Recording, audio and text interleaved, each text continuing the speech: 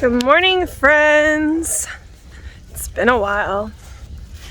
So I wanted to take a minute to explain why posts have been so few and far between here lately, because life's busy. It was a crazy summer with everything that happened with my dad. He's doing much better now. He's in a rehab facility closer to home now, so that is going well. We got our chickens back here behind us. So we also have been in major, I gotta throw their food, major prep mode for a big event that we are so excited to be doing in October. In October, we are so excited to get to be vendors at the Homesteaders of America Conference. The Homesteaders of America Conference, we went last year just to attend. It was amazing. Some great speakers. You got Joel Salatin, Justin Rhodes, Doug and Stacy were there. We ran into like the Hollers and So the Land, Whispering Willow. We ran into several of the YouTubers we follow too, that were not speaking, that were just there as vendors or like we were just as participants. Melissa K. Norris was one of the speakers. Lots of great, very knowledgeable people. One of our favorites actually was Pork Rind, and his like, I guess title he calls himself is Pork Evangelist, which just makes my heart happy. Anyway, I'm trying not to drag this so it doesn't make noise. We decided that this year we were gonna go in as vendors, and we're so excited. 4,000 tickets were sold to this conference. So it could be really big, I don't know. But at the same time, it could be a huge disappointment, we don't know. So, very nervous about it, but very excited about it. But we have been in a major prep mode. I've been making 2 batches of soap a day. We're working on getting everything ordered for it, some new business cards, a banner for our booth, and then working on harvesting and drying lots of herbs to make our herb mixes and order the jars we put those in, and just all of that. We've been crazy busy doing that. But we've also been busy around the farm, and I wanted to show you some of the things that we have been up to. One thing that is new that we got done this weekend is move all of the cows over into this one pasture. So we've got everybody, I just brought this new water container in here. They've had a different one, and so everybody's like crowding around it as it fills up. So we've got the mama cows, Bessie and Stacy, with our good boys here. This is Hercules and Gandalf, our knights in shining armor. And then over here are the calves, our 2 little bull calves, one of which needs to be castrated very soon, because this one here, that is Bessie's calf. He's half Angus, and he'll be staying on farm until he heads to the freezer. And then the little one here that's got the halter on is actually older than the one that's half Angus, but it's small because it's half Dexter. So it is a Belfair, and we will be selling that little bull calf intact. So notice how there's like no grass. We finally are getting rain, and things are starting to turn green again. We moved them off of this pasture to let it rest, and just moved them over here with hay to see how these little bull calves do together, and so far it's been great. Is to actually move everybody to the back of the property, rotating on grass that is still alive and has not been eaten down this summer. So that is where all the goats are right now, and the sheep. I'll show you that in just a minute. But for now, they're in here for this weekend, and then maybe when Thomas is home later this weekend, we'll get them set up in the back. It's just not a task that I want to do without extra hands here. All right, this is another project I've been working on.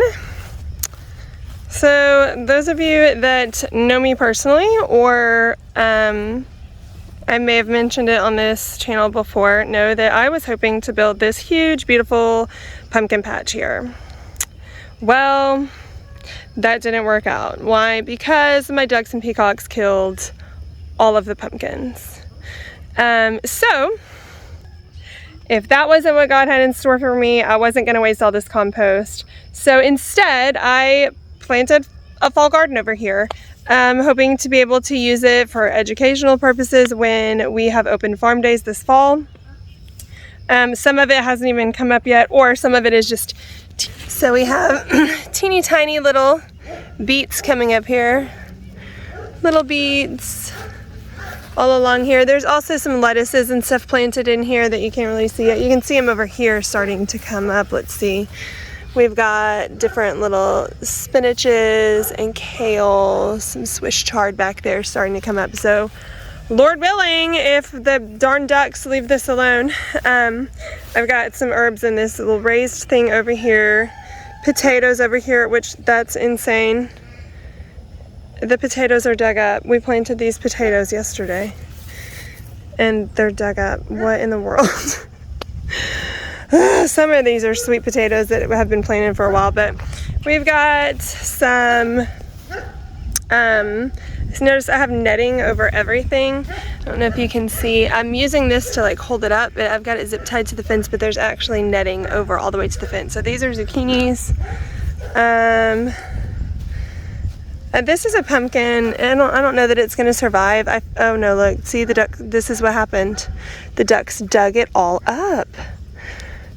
I don't know if they'll survive because I just dug them up yesterday because I found them growing in a pasture.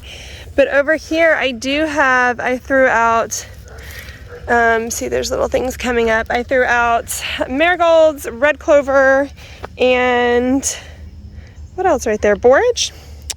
But over here I have some Brussels sprouts, and these are not the only ones. There's some in between. Those are just like holding up the netting. On this I do have some like pumpkin and gourd varieties, and then I planted some butterfly pea in between. And then over here I've got like cabbages and broccoli and some collards, and then there's tomatoes along the back on both sides. Also other things planted that are going to go there that I still have in pots. So nasturtiums and some sweet alyssum I'm going to put around the little fountain and that kind of thing. So let me show you our little birds here. Not little birds, these are big birds that need to go to freezer camp very soon. So these are our Delawares. These are the breed that we are using for meat. Now out of that batch of Delawares, we moved all the hens into what is going to be our breeding stock. When they are laying eggs well, we will start hatching them. And then that is what we are going to raise as our meat birds. So those 3 roosters of our last batch, those were the only roosters. The rest of them were hens, which is crazy. Our first batch that we got, I would say probably like 65% were roosters. So we had more hens this time for sure. But that's good because we need them laying some eggs. Alright, we will be having a butcher day soon for those guys, but also because there's so many. I've got birds everywhere. So the duck, there was another new addition to our farm. I'll show you him in just a second. But we have birds everywhere. Ducks kept hiding nests and hatching them, and so we are going to, for the first time, butcher some drakes because there's too many of them. We also are about to have a pond dug in our front pasture. Hopefully that will be getting started on Thursday. And then I'm hoping that the ducks will want to hang out over there and not right in front of my barn where they just make a mess and be annoying. I do like the ducks. I didn't want this many of them. But also we were given a bunch of chickens from a friend that has a chicken farm, Chicky Bee Farm. She raises several different kinds. She hatches several different kinds of chicks and sells them and she had an abundance that she was needing to get out of the brooder for a new batch coming in. And so I got, I don't know, I think like 15, I don't know. It may have been more than that. I have a chicken problem. So chicken math, you know. We will be butchering the roosters from that because we need more roosters like we need a hole in our head. So hopefully we will be having a butcher day soon. I'll keep you posted. If you guys have been around, you know that my barn cat has been falling down on the job. And so she has a new little partner here. This is our new barn cat, Hopper. Hey, Hop. Ada actually picked him out and bought him with her own money. And he's very sweet, but hopefully he will help take care of the rat problem. Yeah, hey Hopper. She put a bell on him so she could always find him. And I'm like, well, so then the rats might hear him coming, but we'll see. Oh, don't eat the chicken food, silly. Another new addition to our farm is 5 little peafowl. We do not know yet if they are peacocks or peahens. We'll have to wait, time will tell, but we think we have 2 peacocks and 3 peahens. But we will see. I actually made a video of picking them up from the coolest place. She's got the coolest backyard. She has a tortoise. Anyway, I'll have to check that video out. But here's a little peacock footage. We moved them in here. This is kind of a stationary pen that we have, and we were just talking about ways to improve it. And we actually may put some actual either galvanized metal or like plastic roofing on it and put a gutter to collect rain off of it. But this one is big and heavy and doesn't move. So we've used it as a petting zoo on farm day. We've had turkeys in here, we've had peafowl in here. It's just kind of like a holding area when we need somewhere to stash an animal. Okay, another thing that we finished this weekend was here, poultry tractor. This is the Suskovich tractor. We actually, after we build the second one, are going to do a video on these with our kind of tips and tricks from reading the book and doing this plan. But our turkeys are in here. We moved them in here yesterday. Let's see if I need to move it yet. I think I will go ahead and move it up. So I can show you how that works. You guys, I was totally not recording when I moved it just then. But let me show you. So there's a front that you lift up, and then there are actually wheels on the back here on each side. Sorry, the lighting is terrible this time of day. It was very easy to move. They just walk with it. It's really like it so far. I cannot tell you how nice it is to see green again. I mean, it's not great and there's still dead patches, but man, it was just, everything was dead for most of the last month until we finally started getting some rain. All right, this is the last new thing I have to show you on the farm. We were able to get some more of this Premier One portable fencing to move all our lady goats in with our lady sheep. And check out the clearing they did around this tree. I'll have to show a before shot, but this is amazing. This tree over here used to have everything growing up around it like this, and we put goats around it and then trimmed it, and that's what we did here. They've been in this for, I think, a week, and they cleaned that up. So I'm actually about to move them to where I already have some set up over here, because I had tried to put the boys over here, and no, that did not work. They were too close to the girls and just busted through to try to mate earlier than I wanted them to. So I'm gonna just open this up and move the girls over here, and then they can clean up around this tree, and then we will come behind them and cut all of this little stuff down. So, because our goal here is to have a little bit more open pasture back here to be able to rotate them easier. This was difficult. Like, you can't tell right now, but this is really overgrown, and we really had to,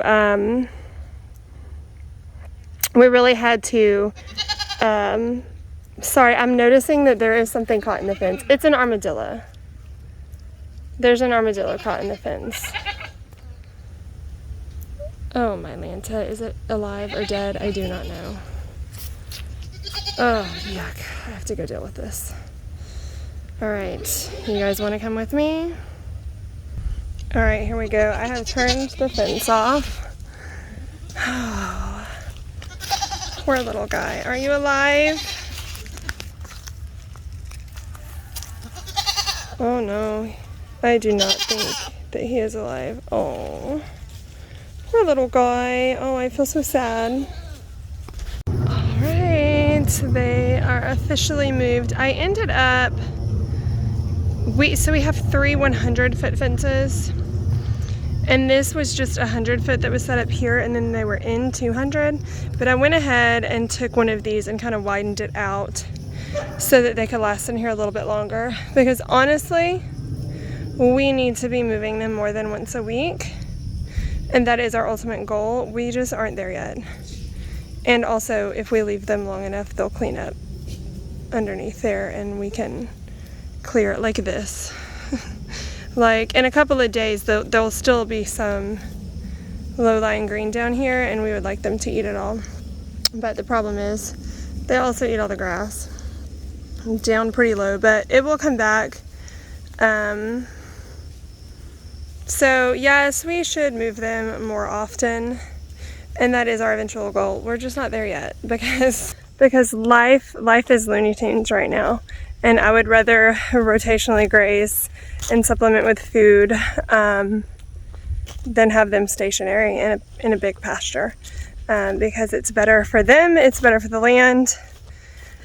So we'll get to where we're moving them more often as we kind of clear paths. I mean, because you see this behind me, we have to clear a way to even put the portable fence in there. And there are big openings like the one I'm standing in, but then there's that. So we're working on getting there. Hopefully by next spring we'll have it down and be able to move them more often and more easily. The next project is getting this old hot wire that we were using for the sheep set up for the cows to get them back here. But that's what we've been up to on the farm. I'm about to harvest some herbs for my herb mixes as market season is approaching, and we've got this big event in October coming. We've got a lot of herbs to dry. So I'm gonna go work on that, check on my worm farm. They probably need some food.